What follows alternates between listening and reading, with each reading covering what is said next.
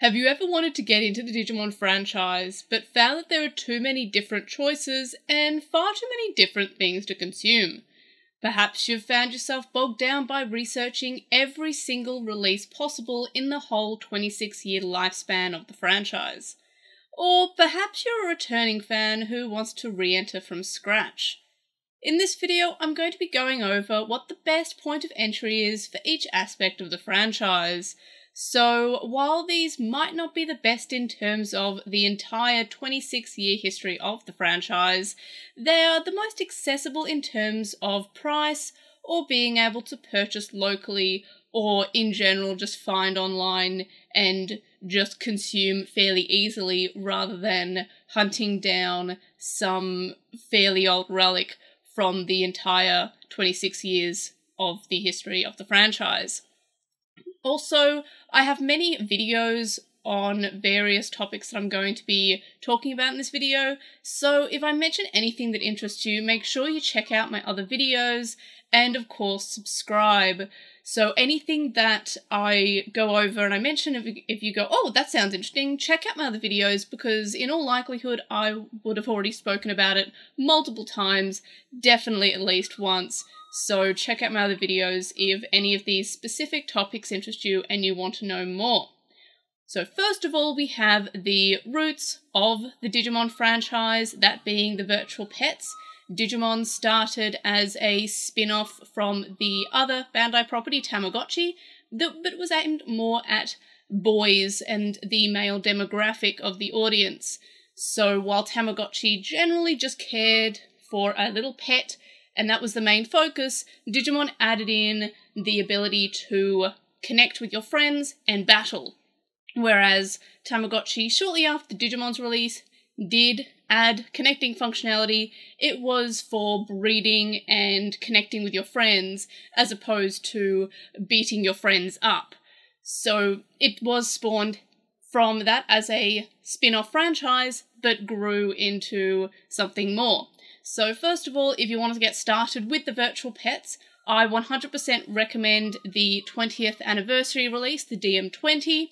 Now, this is easy to access and fairly cheap. It was released not only in Japan, but also internationally, so they're fairly easy to come by, especially cheaply. Fairly certain you can still get them on Amazon for $20 Australian at least, so they're pretty easy to get your hands on if you're looking for one.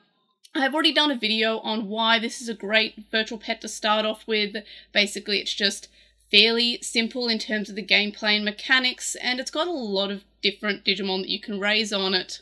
So check out that video if you would like more information about why I recommend this as a good virtual pet to start with. But basically, it's just an all-round good virtual pet. I typically suggest this to maybe people who are fans of the Tamagotchi franchise but haven't ever had a Digimon before. That's typically when I recommend these, but it could go for anyone who is interested in Digimon at all for that matter.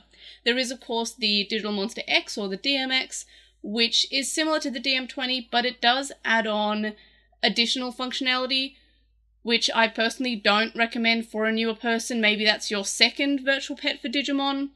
Get started with the DM20 and then move into the DMX, because it's got a few more additional bits of functionality and care requirements, so there's a bit more of a learning curve, so to speak. So I don't typically recommend the DMX, but that is there too, and also similar to the DM20, it's fairly easy to buy and find these online and in person, and they're again fairly cheap as well. So that's it for the virtual pets. Next up is one of the other roots of the franchise, and that's being the video games. So Digimon started as a virtual pet franchise, and then of course it had various video game releases prior to the release of the anime. So we had the Digimon Sega Saturn game, and we had Digimon World on the PlayStation 1. So in terms of what I recommend to start with, if you're wanting to start with the Digimon video games, and this all honestly depends on what you like from a video game.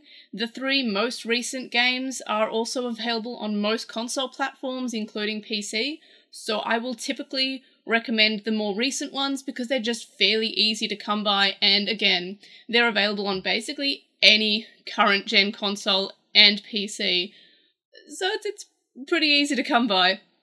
First of all, if you like your RPGs, if you like games like Persona, you'd probably want to go for Cyber Sleuth, also released as Cyber Sleuth Complete Edition, which comes with the, what I call Durinquil. I know it's not a word, but it is a movie. I use it for movies as well. Durinquil is a game that takes place, or a movie or a book or whatever, that takes place during something else. So it's not a prequel, it's not a sequel, it's a Durinquil. Nobody else uses that term, as far as I'm aware. You are welcome to use it. I love the term. I'm sure there's actually a real term for it, but Durinquil just hits in the good spots of my brain. So yes, Hacker's Memory is a Durinquil that takes place during the events of the first Cyber Sleuth. Typically you play Cyber Sleuth first and then Hacker's Memory, but the Complete Edition has both. So that's pretty good. You get 2 games. So if you really like RPGs, especially JRPGs, I do recommend Cyber Sleuth. It's not so good on the subsequent playthroughs because there's no ability to skip text, and there's a lot of text, and it, like games like Persona, it takes a little while for the game to actually start, but I do recommend it. It is a great game. It's typically a game that a lot of people recommend as well, so most of the time you're going to hit a success by recommending Cyber Sleuth. Then there's a pseudo open world adventure game with virtual pet mechanics, and it's called Digimon World Next Order. So we have the story games like Cyber Sleuth, which are typically RPGs, and we have the world games, which are mostly the adventure games with virtual pet and raising mechanics. So I would recommend this if you like adventure games, especially when they're somewhat open world-ish, and also if you want a game with virtual pet-esque mechanics. I like this game, but it's not for everyone because when your Digimon reaches the end of its natural life cycle, or it just dies for whatever reason, you have to raise an egg again, and egg, baby, etc. And of course, babies can't fight that well in battle. That makes sense. You don't bring a baby to a knife fight. You don't bring a baby Digimon to a Digimon fight. That makes sense. So if you're fairly far along in the story, your progress is essentially halted because you have to re-raise your Digimon because it just dies, because it's a virtual pet. So that is something that you have to be prepared for. I do recommend it. It's a good game. I have, again, reviews on all of the games that I'm going to be recommending and all of the aspects of the franchise that I'm going to recommend, so check out that video for more information about Next Order. But it's a good game. And then my last recommendation for Digimon video games is Digimon Survive, which is actually my favourite Digimon game, specifically out of the new games. However, again, it's not for everyone, which is something that can be said about most Digimon games, unfortunately. So it is a virtual novel? No, it's a visual novel with tactical RPG elements. So imagine like a visual novel, sort of like a point-and-click adventure, kind of like the really old point-and-click adventure games, kind of like Danganronpa, but you go and have tactical RPG elements instead of like the class trials in Danganronpa. So Final Fantasy Tactics, people say it's a lot like Fire Emblem. I've never played a Fire Emblem game, so I can't comment on that, but a lot of people say, hey, it's just like Fire Emblem, but with Digimon. So I guess if you like Fire Emblem, you can tell me if I'm correct in saying that, just because a lot of people have been saying that. This is my favourite, but again, I know it's not for everyone. There are lots of playthroughs. I probably have put at least 100 hours into each of these 3 Digimon games that I've recommended. I loved them all, but again, it depends on what type of video game and what genre that you like, and you've got a pretty good selection, and they're 3 fairly different games in terms of genre and gameplay. And then, of course, we have another fairly early route of the franchise, that being the manga, but we also have a new addition in terms of a media to consume Digimon, and that is a web novel. So we have both of these can be read for free and in English on Digimon.net. In terms of the manga, it is called Digimon Dreamers. It is a comedy manga, and it started in Saikyo Jump, but recently moved on to its new home, Digimon.net, and you can read it around the world for free in English. And then, of course, we have Digimon Seekers, which is a web novel. It's running at the moment. It's in, as of recording this, chapter 2. I can imagine by the time I release this, it'll be chapter 3. If you're not super into the idea of a web novel, I have recorded audio readings as of recording this. I've uploaded chapter 1. When this releases, I'm assuming my chapter 2 reading and recording will already be out. So if you would rather listen to them in podcast or audiobook form, check that out on the channel. Of course, it's available on podcast platforms. Just search for Translationmon, you'll find it. It's there. You can also listen to me talk about all the other seasons of the Digimon anime. So check that out if you haven't already. I do recommend both Digimon Dreamers and Digimon Seekers. Again, depends on what you like. Do you like comedy manga? Do you like a web novel with a cyberpunk kind of setting, very similar to the setting in Cyber Sleuth, which is kind of like a futuristic online world where hackers use Digimon as hacking tools? So it's a pretty good story. I'm enjoying it. Again, it's not for everyone. I've heard a lot of people who don't like Seekers and a lot of people who do love Seekers. So it really depends on what kind of thing you like. So definitely give it a try. The first chapter does have various translation issues, however, but they fixed it up with chapter 2, and I have heard that they went back and fixed some errors in the first chapter. So it's there, and you know, it's free, and it's nice that it's available legally, officially, in English, in general. So big fan of those. And then of course, lastly, we have the anime. And while nothing is currently airing in terms of the anime, we do have an upcoming movie that's a sequel to a sequel to a sequel to a sequel, which is a Digimon Adventure 02 movie that is coming in October 2023. But in terms of the anime TV series, and there's nothing really airing at the moment, but the more recent seasons like Cross Wars, Triatmon, Colon, and Ghost Game, which is the most recent anime series, are all available on Crunchyroll.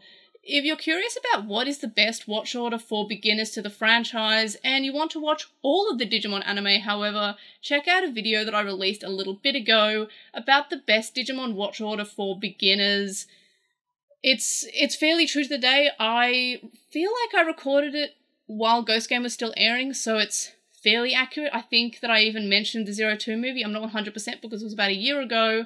I think we might have just heard about the movie at the time. I don't think we haven't had a release date at that point though. So check out that video if you're wanting to consume all of the anime. I've done 2 of these videos. I did this one, which I'm talking about, which I'm recommending, which is for beginners.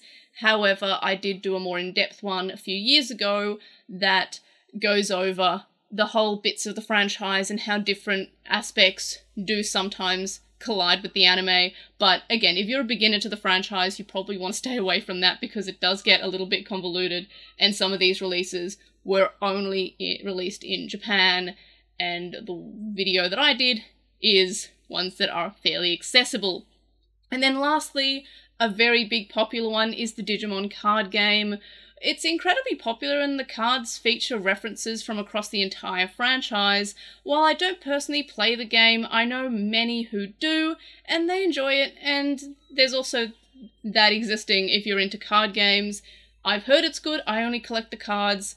Maybe I will play one day, but a lot of people seem to be liking it. So that's a recommendation if you like card games.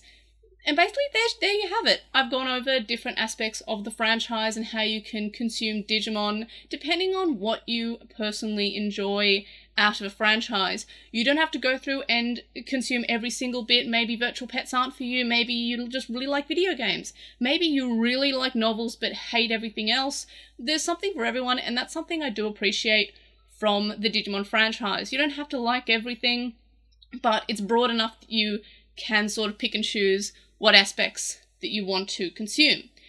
So that's everything that I would recommend. Let me know if you have any comments, questions, or if you have any particular opinions about what you would personally recommend as someone who is a fan of Digimon. Let me know all that and more in the comments section below. Like this video for, I don't know, the sick Digimon movie poster I've got in the background. I really like the Digimon movie. If liking the Digimon movie is a crime, then I'm gonna go to jail then. I'm guilty of loving the Digimon movie. So subscribe if you haven't already, and if you have subscribed, tell your friends, tell your enemies, tell your neighbors, and of course check out my other videos because I will have gone much more into detail about specific elements that I've mentioned in this video. So check out my other videos if you haven't already or you're not already planning to. and thanks for that in advance. And of course, I'll see you in the next video. Bye!